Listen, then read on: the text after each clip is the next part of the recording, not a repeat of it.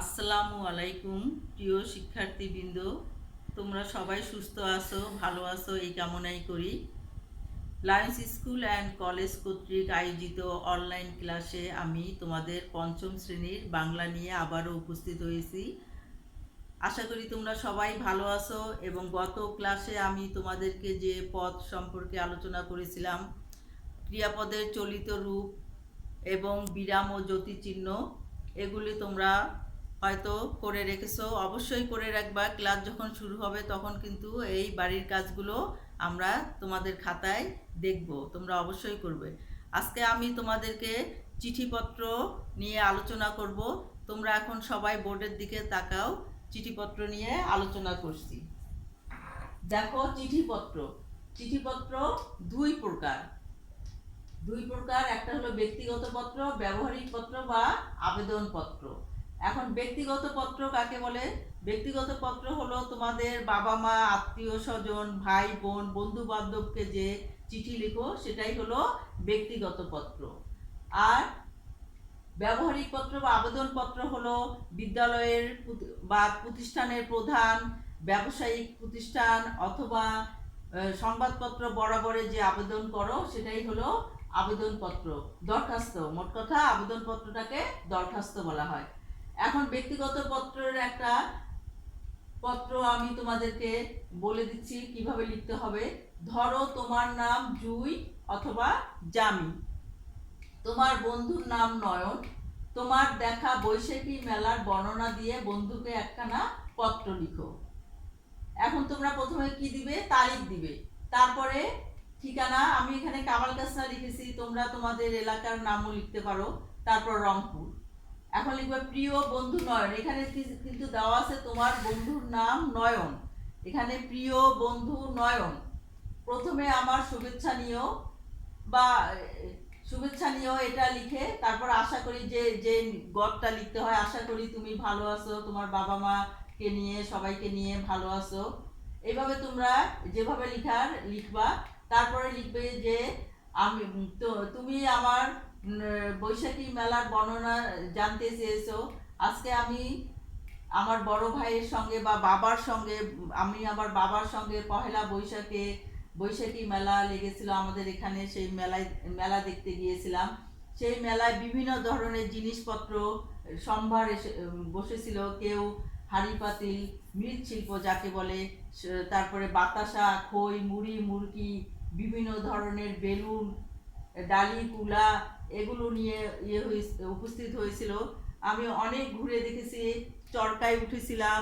তারপর বাবা আমাকে বা আমার বড় ভাই আমাকে এগুলো খই, বাতাসা, তারপর মৃৎশিল্পের হাঁড়ি পাতিল এগুলো আমাকে কিনে দিয়েছে। আমার খুব ভালো লেগেছে। হ্যাঁ, এইভাবে লিখে তারপরে শেষে আরেকটা প্যারা হবে। সেই প্যারাতে দিবা তুমি তোমার মাকে আমার সালাম দিবে, ছোট ভাই বোনদেরকে স্নেহ দিবে। তারপর শেষে লিখবে ইতি তোমার বন্ধু। এখানে আমি দিছি তোমার বন্ধু জুই জামি, ওইখানে তোমাকে লিখতে হবে ইতি তোমার বন্ধু জুই অথবা জামি। মেয়ে হলে জুই লিখবা, ছেলে হলে জামি লিখবা। তারপর অবশ্যই তোমাকে খাম দিতে হবে। ব্যক্তিগত পত্রে খাম হলো মেন, অবশ্যই খাম দিতে হবে। এই খামটাই হলো শিরোনাম, চিঠির শিরোনাম। খামে তোমরা প্রাপক মানে যে পাবে তাকে প্রাপক বলা হয়। প্রাপক দিয়ে কমা দিয়ে লিখবে, যেমন এখানে নয়ন দেওয়া আছে এই জন্য তুমি লিখবা নয়ন। তারপর গ্রামের নাম দিবা, বাড়ির নাম্বার, রোড নাম্বার দিবা, ডাকঘর, জেলা এগুলো দিবে। আর মানে খামটা তোমাদের এই 5 ইঞ্চি, 3 ইঞ্চি অথবা 5.5, 3.5 ইঞ্চি মাপের করতে হবে। প্রাপক এখানে খামে ডাক টিকিট দিতে হবে। তারপরে প্রাপক দিয়ে এই ঠিকানা লিখে দিতে হবে, পূর্ণ ঠিকানা লিখে দিতে হবে। জেলা, ডাকঘর, জেলা সব দিতে হবে। প্রেরক যে প্রেরণ করলো চিঠিটা লিখলো সেই হলো প্রেরক। প্রেরক হলো কে? জুই অথবা জামি, জুই জামি। তারপর কামাল কাসনা, তোমার বাড়ি যদি কামাল কাসনা হয় তাহলে কামাল কাসনা, রংপুর। এভাবে তোমাকে খামটা অবশ্যই দিতে হবে। ব্যক্তিগত পত্রে খাম না দিলে তোমাদের কাটা হয়ে যাবে, এজন্য খাম দিতে হবে। এরপর আসো আবেদনপত্র বা দরখাস্ত। দরখাস্ত আবারও একটা দিয়েছি, যেমন ধরো তোমার নাম তমা অথবা তমাল, তুমি গুপ্তগড়া সরকারি প্রাথমিক বিদ্যালয়ে পড়ো, গত 2 মাস তুমি বেতন দিতে পারো নাই, তাই জরিমানা মওকুফের জন্য প্রধান শিক্ষকের নিকট আবেদনপত্র লিখো।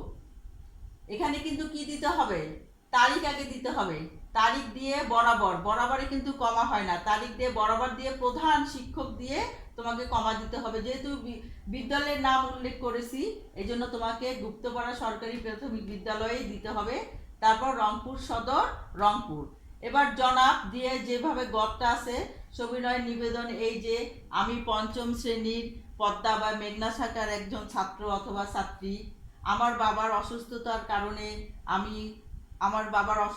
কারণে আমি গত 2 মাস থেকে বেতন দিতে পারিনি। আমরা অনেকগুলো ভাই বোন, যা লিখার আর কি এগুলো লিখবে, যার জন্য আমার পক্ষে বেতন দেওয়া সম্ভব হয়নি। অতএব মহোদয়ের নিকট, তার এটা এরকম করে এখানে লিখে তারপর আরেকটা প্যারা দিবে, অতএব মহোদয়ের নিকট আকুল আবেদন, আমাকে উক্ত 2 মাসের বেতন মওকুফ করতে জনাবের মর্জি হয়। এভাবে দিয়ে লিখে তারপর লিখতে হবে নিবেদক তমা অথবা তোমার, যেহেতু আমি নাম দিয়ে দিছি এই জন্য তোমাকেও এই নামটাই দিতে হবে, শ্রেণী শাখা রোল দিয়ে তারপরে এই পাশে আসো, এখানে অভিভাবকের স্বাক্ষর, এখানে অভিভাবকের স্বাক্ষর, তোমার বাবা মায়ের স্বাক্ষর দিয়ে দরখাস্তটা লিখতে হবে। এই হলো ব্যক্তিগত ও আবেদনপত্র, ব্যক্তিগত চিঠিপত্র আর হলো আবেদনপত্র বা দরখাস্ত। এটা তোমরা এইভাবে তোমরা লিখবে। এখন তোমাদের এর আলোকেই 2টো ব্যক্তিগত এবং 2টো আবেদনপত্র তোমাদেরকে দিয়েছি, তোমরা এগুলো বাড়ির কাজ করে রাখবে। এখন বাড়ির কাজটা দেখো তোমরা।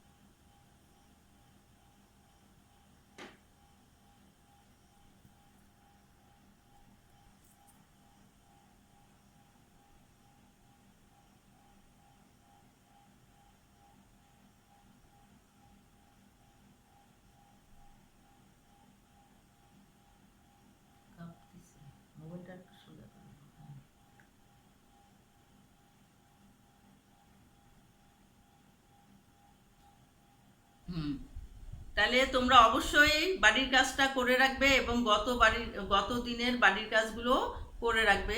তোমরা সুস্থ থাকো, ভালো থাকো এই কামনায় আজকে আল্লাহ হাফেজ।